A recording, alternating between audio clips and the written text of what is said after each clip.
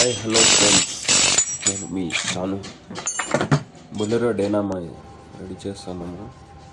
అంతా వాషింగ్ చేస్తాము. చూడండి, దీంట్లో ఆయిల్ లీకేజ్ అయ్యి సీల్ అంతా పోయినాయి. లీకేజ్ చేస్తున్నాము. ఫస్ట్గా ఇది అంతా వాష్ చేసుకోవాలి. ఆయిల్ అంతా పడింది, క్లీన్ చేసుకోవాలి. ఇది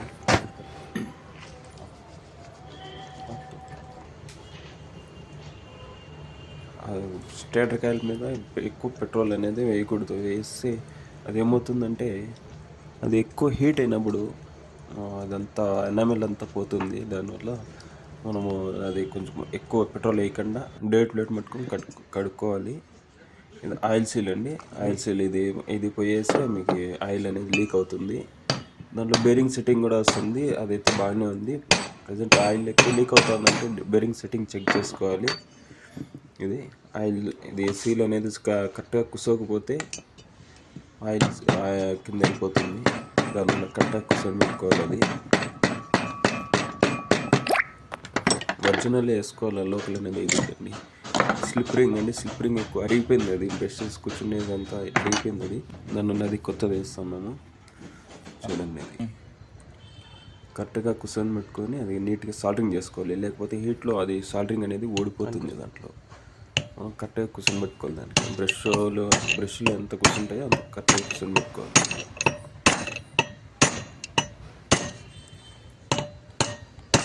ఇప్పుడు కానీ మనం కింద కూర్చొని అది రోటర్ అనేది కింద పెట్టుకొని ఏదన్నా కింద దుమ్మి మీద పెట్టుకొని కూర్చొని పెట్టుకోవాలండి. లేకపోతే అది అనేది కరెక్ట్గా కూర్చోదు అన్నమాట. సెట్టింగ్ అనేది సరిగ్గా రాదు.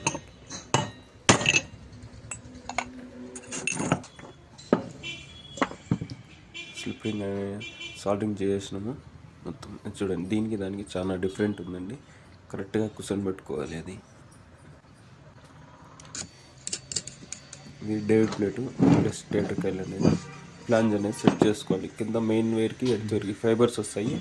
అవి అనేది కరెక్ట్గా కూర్చొని పెట్టుకోవాలి. లేకపోతే బాడీ షార్ట్ అయితే వైరింగ్ అనేది కాలిపోతుంది, ఫీజులు ఎగిరిపోతాయి. అవి అనేది కరెక్ట్గా కూర్చొని పెట్టుకోవాలండి.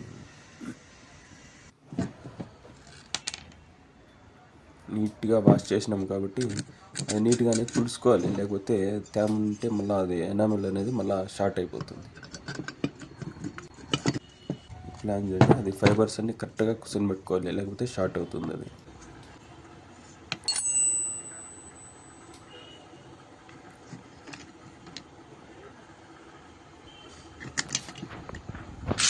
వీడియో కనుక మీకు నచ్చినట్లయితే షేర్ చేయండి, లైక్ చేయండి, కామెంట్ చేయండి.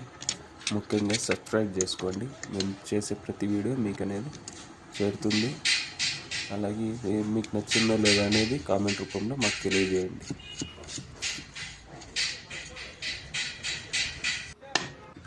కరెక్ట్గా కూర్చొని పెట్టుకొని ఆ స్క్రూలు అనేది మీడియంగా టైట్ చేసుకోవాలి. ఫస్ట్ మనం చెక్ చేసి బ్యాటరీ తగిలించి చెక్ చేసుకొని తర్వాత ఫుల్ టైట్ చేసుకోవాలి.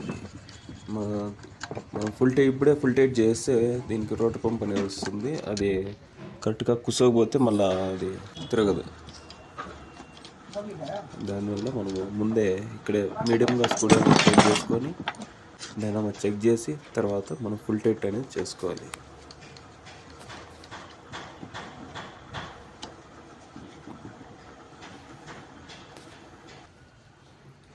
ఇది కటౌట్ అండి. ఇది కటౌట్ అనేది ఒరిజినల్ వేసుకుంటే మనకి బ్యాటరీ ఛార్జింగ్ అని లైఫ్ వస్తుంది. మనం లోకల్ చేస్తే లైఫ్ అనేది రాదు. అది కరెక్ట్గా కూర్చొని పెట్టుకోవాలి. మనం డైనామా సెట్ చేసేటప్పుడు బ్రషెస్ అనేది స్లిప్ రింగ్ పైన కరెక్ట్గా కూర్చోవాలి. అది మనం కరెక్ట్గా అవి స్క్రూలని బాగా నీట్గా టైట్ చేసుకుంటే లైఫ్ వస్తుంది. కొత్తది ఒరిజినల్ వేసుకుంటే బ్యాటరీ ఛార్జింగ్ అనేది కరెక్ట్గా అవుతుంది. లోకల్ తెస్తే బ్రషెస్ క్వాలిటీ అనేది ఉండవు. బ్యాటరీ ఓవర్ ఛార్జ్ అయ్యేది, డిస్కనెక్ట్ అయ్యేది, హీట్లో పని చేయకుండా పోయేది, అట్లా అదైతే అవుతుంది. అది మనం ఒరిజినల్ అయితే వేసుకోవాలి. ఇప్పుడైతే మనం చెక్ చేసుకున్నాం, సెట్ చేసినాము. చెక్ చేద్దాం. లైట్ అనేది ఆరిపోవాలండి. ఇక్కడ మీటర్ లైట్ కనిపిస్తుంది కదా, లైట్ ఆరిపోవాలి, మీటర్ పనిచేస్తుంది. లైట్ ఆరితేనే మీటర్ పనిచేస్తుంది, లేకపోతే పనిచేస్తుంది. అట్లా ఓకే. ఇది రోటర్ పంప్ ఉంది. ఇది బ్లేడ్లు ఏదైనా అరిగిపోయినాయా, రోటర్ ఏదైనా అరిగిపోయింది అనేసి మనం చెక్ చేసుకొని ఎట్లా ఓపెన్ చేసినాం కాబట్టి మనం నీట్గా చేసుకోవాలి.